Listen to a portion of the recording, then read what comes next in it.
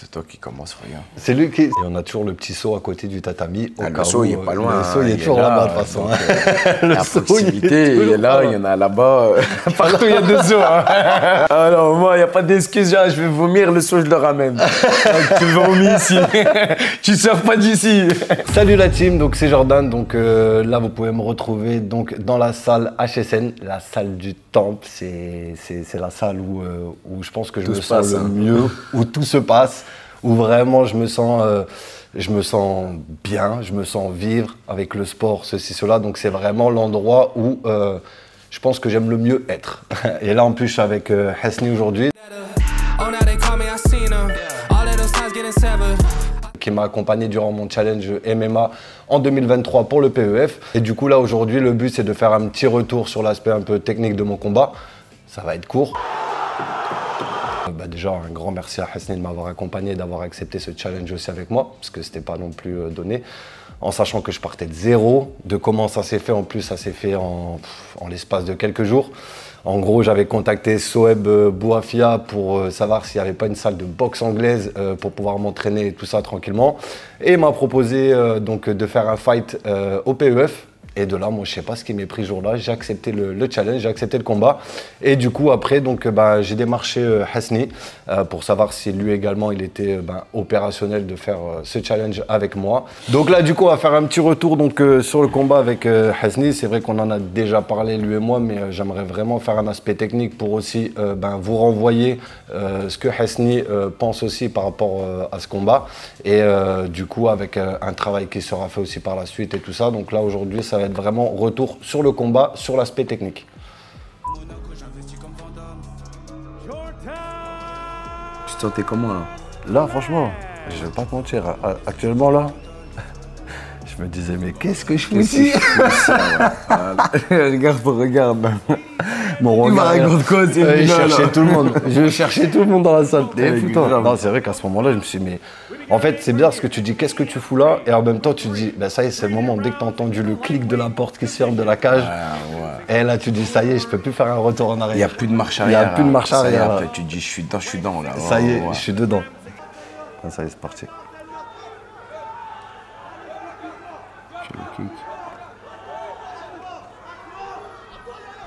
C'est un bagarreur aussi, tu vois, il rentre directement dedans, lui, tu vois. Ouais, il est directement arrivé en mode... On s'y attendait pas, ça, justement. En mode mitraillette, tu vois. Ouais. Et c'est ça aussi qui a été... j'ai été surpris. Ouais, j'étais un peu surpris au départ parce que, mine de rien, il y a eu cet effet mitraillette. Et franchement, il frappait quand même, tu vois. Je m'attendais pas à... Tu vois, parce qu'il était un peu plus jeune que moi, donc je m'attendais pas à ce qu'il fasse autant mal, tu vois. Je vais pas te mentir. Il parle des retraits de bus, mais là, je sais pas ce que j'ai essayé de faire. Je vais essayer de partir sur le passage. Partir à ce moment-là, tu vois. Et contre aussi, tu vois, la tête, le buste. Je tire un peu plus sur tes guides, parce que je pense ici, il balaye sur un low kick. Tu vois. Là, sur ce low kick-là, il m'a balayé. Je savais que... Pourtant... Je sais pas pourquoi, si c'était, est-ce que j'avais trop d'appui sur ma jambe avant ou justement pas assez, ce qui fait que ma jambe, elle a, tu vois ce que je veux dire ou pas? C'était ton problème déjà, c'est que toi, tes jambes, ils sont trop tendues. Au lieu qu'ils soient fléchis, tu vois. Pour apporter plus de stabilité. Tu as des transitions surtout aussi, tu vois. De moments prêts à tout faire.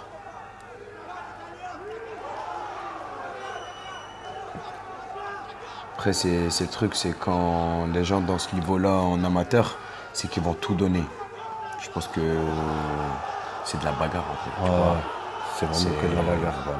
Après, c'est vrai qu'il y a eu un truc que moi j'avais pas à ce moment-là, c'était l'agressivité, frère. L'agressivité. C'est ce qui te manquait, tu vois. Vraiment ce qui me manquait lors de ce combat. Après, on le travaille, hein. On est encore là à travailler. Là, tu me regardais, là, je te parlais. À ce moment-là, quand je te regardais, t'as dit mais arrête de me regarder, je t'ai dit regarde-moi. Arrête de me regarder, regarde-moi pas. T'es grave, celle-là, je me rappelle. Ok, d'accord, on retourne au combat.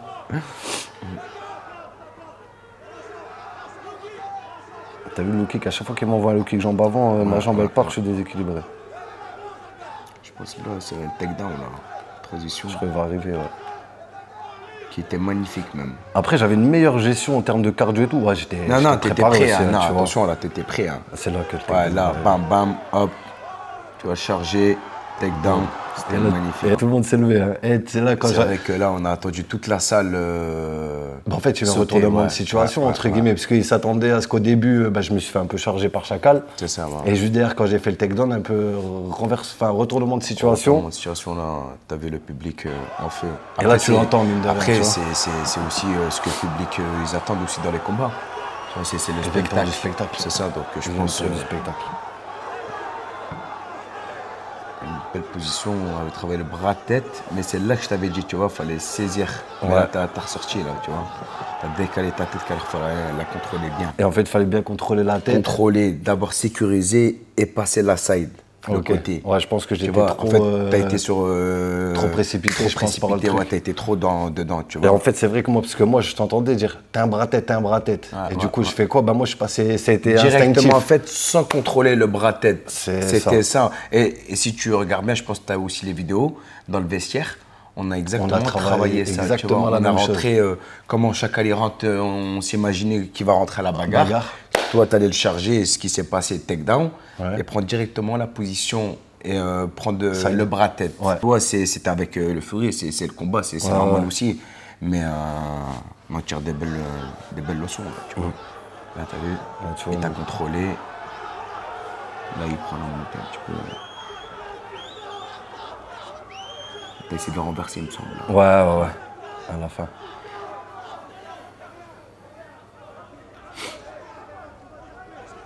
Tu vois, là, j'ai merdé. Et c'est normal parce qu'il fallait casser le grip, son appui.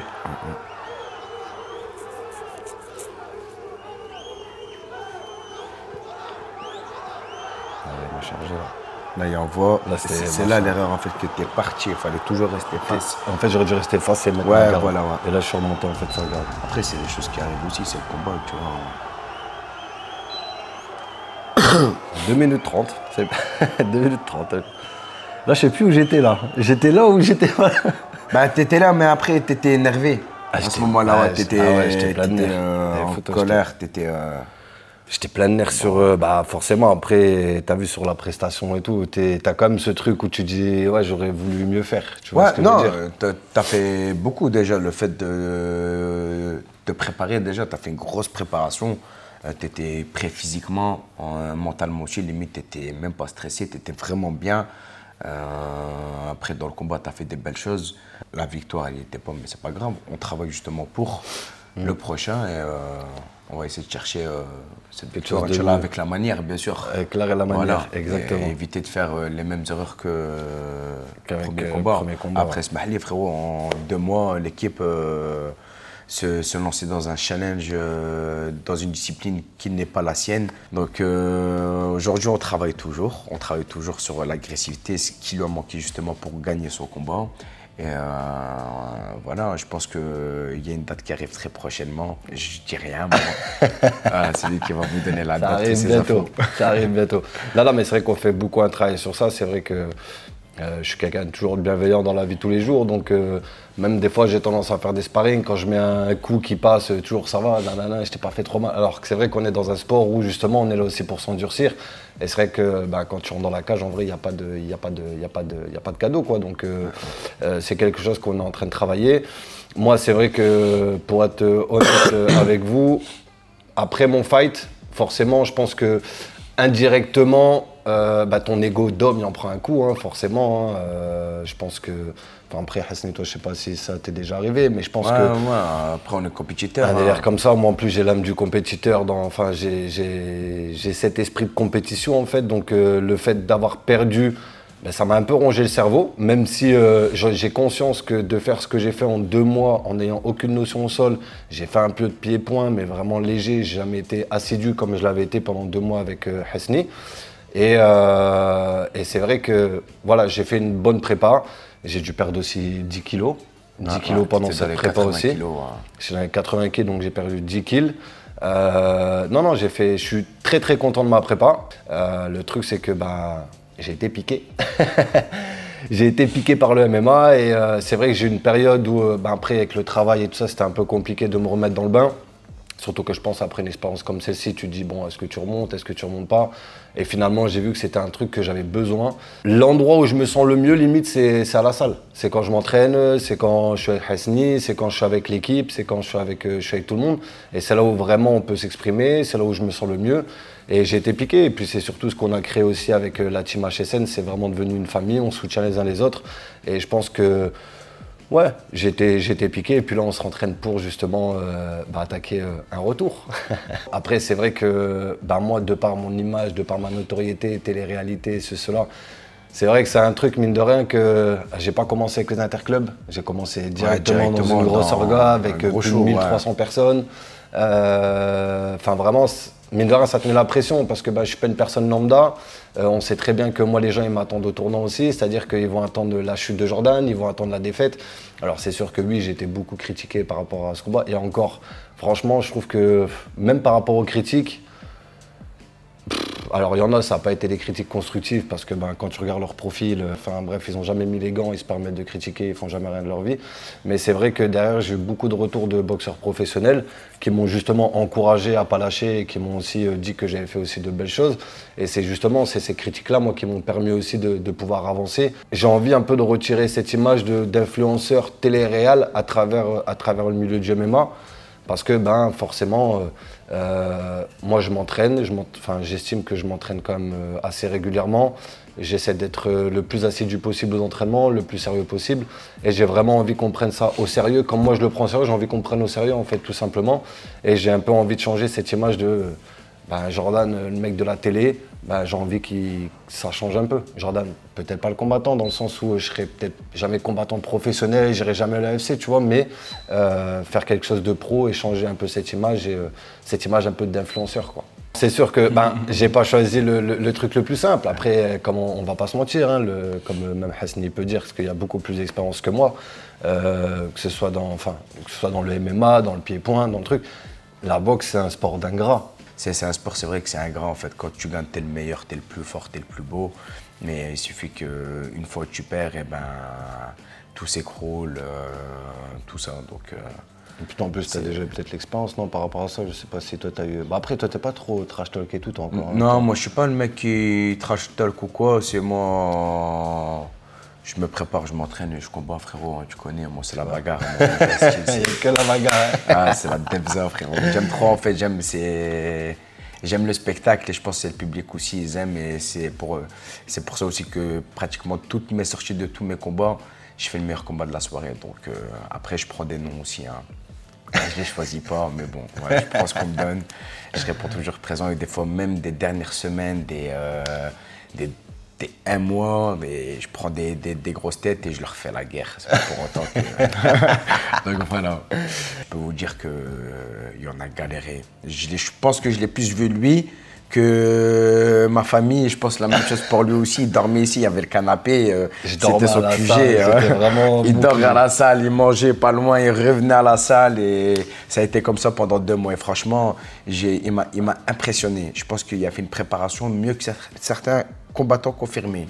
Et croyez-moi que si le 2e round il serait passé, ça aurait été un festival, vraiment, vraiment. Parce que, comme je vous ai dit, Jordan, c'est un diesel. Il a du mal à démarrer justement sur l'instant T. Échanges. Ouais. Mais je pense une fois qu'ils sont mangés une tac, et bien à ce moment-là, il se réveille pour. Il fait le job, il fait le travail. C'est ça aussi, peut-être même à la fin et tout du combat aussi, limite, je m'en voulais plus par rapport à Hasni, parce que il faut pas oublier qu'il y a un nom aussi, et du coup, qui a pris aussi l'initiative de me coacher aussi, de prendre ce challenge aussi avec moi. Les gens, ils vont se focaliser que sur la défaite ou la victoire, mais ils ne voient pas tout le travail à faire qui est en amont. Une prépa, ça coûte de l'argent. Une prépa, tu te prives un peu de tes moments en famille, tu te prives aussi, tu fais beaucoup de concessions, énormément de concessions. Pour que derrière, on va pas se mentir, financièrement, la boxe, ça paye pas non plus de ouf, tu vois, par rapport aux concessions qu'il y a à faire derrière, par rapport aux risques aussi dans le sport, enfin dans ce sport-là. C'est vrai que moi, je me suis dit, franchement, un grand respect à eux, parce que tant qu'on n'est pas dedans, on n'a pas assez de recul. En fait, les gens ne se rendent pas compte, mais il y a énormément de concessions à faire. Et c'est un mental. Moi, je me rappelais, des fois, j'étais chez mes parents et tout ça, avec ma famille. J'avais le combat qui était en tête. Tu stresses. essaies de te faire des game plans dans ta tête, tu essaies de t'imaginer le combat. Des fois, tu es toujours sur les nerfs parce que tu es fatigué, parce que si, parce que ça. Non, c'est vraiment, en termes de charge mentale et physique, c'est quand même quelque chose d'énorme, une préparation. Et franchement, respect à tous les combattants qui font vraiment des grosses prépas et qui rentrent dans la cage. On peut que les respecter, que ce soit la victoire ou la défaite. Quoi qu'il en soit, s'ils ont fait une bonne prépa derrière, déjà à partir de ce moment-là, il peut avoir que du respect. Et de toute façon, j'ai envie de dire, après ça, il n'y a que les combattants qui peuvent se rendre compte de tout ça, tu vois. Le plus dur en vrai, c'est la préparation, c'est les entraînements après le combat, c'est le fruit du travail voilà, de la fin. Mais le plus important et le plus dur, c'est l'entraînement, ce qui se passe dans ces périodes-là de 1 mois ou de 2 mois. C'est de penser tous les jours, ça fatigue quand même l'esprit hein, à l'adversaire, à ça, qu'est-ce que je vais faire, comment, quand on regarde ce combat, on analyse ces fights, ou bien même les entraînements que chacun passe dessus qui te fait la misère.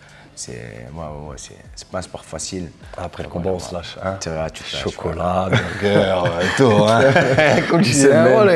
Allez, au revoir. Après, c'est 10 kilos. Après, c'est 10 kilos en plus. Moi, franchement, je perds 10 kilos. En tout cas, en 1 an, je ne les ai pas repris. Hein. Franchement, je crois que tu m'as formé, mon frère. En préparation pour le prochain, ça va être easy. Ça va être plus facile. Tu l'as choqué, là, ça y est. Parce que là, c'est mon frérot et tout, en dehors du tatami. Mais il faut voir comment je suis aussi avec lui à l'entraînement. Je suis quelqu'un aussi très dur parce qu'après, il y a beaucoup de jeunes, justement, je laisse aussi un petit message pour les jeunes qui veulent en tout cas se mettre dans ce sport-là. Les gars, c'est pas un sport c'est pas du football ou du tennis de table. Parce que vous venez, vous voulez avoir des objectifs, je veux combattre là, ceci, cela. Mais c'est pas un sport facile, les gars. C'est un sport où on se mange des coups dans la gueule, on a des risques, des nez, des choux, des arcades, des blessures, voilà. Donc, faut pas prendre ça à la légère. Faut vous entraîner, être sérieux aux entraînements.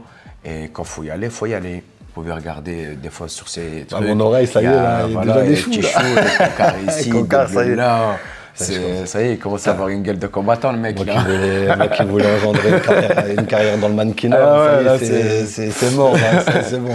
Ce que je voulais aussi surtout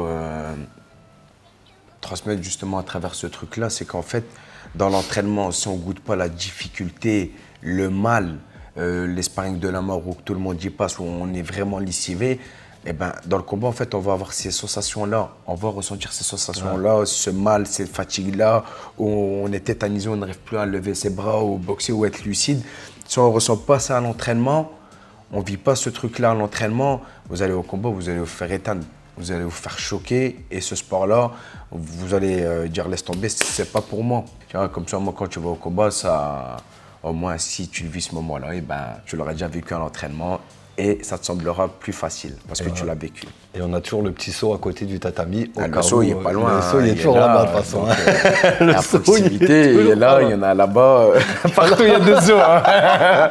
Il y en a partout. Il y a des seaux. Alors, moi, il n'y a pas d'excuse. Je vais vomir, le seau, je le ramène. Donc, tu vomis ici. Tu ne sors pas d'ici. Personnellement, je suis très heureux et très content d'être aux côtés de Hasni pour tout ce qui est prépa. Même au-delà du fait des coachings, du truc, du combat, il y a quand même des vrais liens qui sont créés avec Hasni. Moi, ce que j'aime bien aussi chez lui, c'est que dans son coin, il ne demande jamais rien à personne. C'est quelqu'un, il revient de loin aussi, hein, faut pas l'oublier. Donc déjà un grand respect à lui pour ça. Et c'est quelqu'un qui lâche pas. Et il est toujours derrière. Il y a toujours ce suivi aussi par rapport à ses combattants et tout ça. Où, voilà, il y a cet esprit. En fait, on a autant d'affinité avec lui dans la manière qu'on va se côtoyer à l'extérieur. Mais il y a aussi ce truc de coach où il y a de la bienveillance envers ses combattants. Donc la bienveillance, ça ne veut pas dire toujours être gentil, c'est justement aussi les emmener dans le dur aussi pour justement les faire évoluer, les faire progresser. Et c'est vrai que moi, franchement, je suis très content de continuer avec Hasni. Et puis de toute façon, je pense que si demain je dois faire quelque chose dans le MMA ou quelque chose comme ça, ce sera toujours auprès de Hasni parce que c'est avec lui que j'ai commencé. Il ne m'a pas lâché pendant ma prépa, il m'a jamais lâché, il m'a toujours soutenu, même dans les moments les plus difficiles où il a toujours essayé de me pousser. Donc du coup, voilà, hein, on va peut-être créer la même histoire que toi et Salva, tu vois. Inch'Allah, ouais, bah, je te souhaite, hein, en tout cas, Joe, mon frérot. Donc, mais en tout cas, voilà, on travaille pour. Je ne sais pas, demain, est-ce qu'une carrière dans les mêmes... Vraiment, je ne sais pas ce qui est fait demain. Moi, je me focalise déjà sur un prochain combat, sur un retour. J'ai une date de prévue qui va venir au fur et à mesure. Je vous en dirai un peu plus par la suite, mais il y a une prochaine date là qui est mise en place, hein, qui est donnée déjà. On attend juste. Mais on verra dans les prochaines vidéos. Je vous ferai un petit retour par rapport à ça aussi. Bon voilà, donc là c'était un petit retour sur mon combat, petite vidéo avec Hasni. Bon, on aura l'occasion de le revoir aussi sur mes prochaines vidéos, que ce soit par rapport à la prépa. Je vais aussi fort axé aussi sur Hasni et quelques combattants aussi par la suite. Enfin bref, il y a des choses intéressantes qui vont arriver aussi sur la chaîne YouTube. Donc déjà un grand merci à toi Habibi pour cette petite entrevue avec le retour du combat sur l'aspect technique. L'équipe surtout, bon, comme le frérot il se lance sur la première vidéo de sa chaîne YouTube. Donc je vous demande tous déjà follow, hein, ajoutez tous, likez tous, commentez tous et surtout si vous voulez me revoir dans les prochaines vidéos, dans les petits trucs. Donc voilà, je compte sur vous pour vous abonner, liker, partager, commenter, faites tout, la totale max. Et on a besoin de ça parce que c'est pas facile ce qu'on fait. Donc votre soutien est notre force.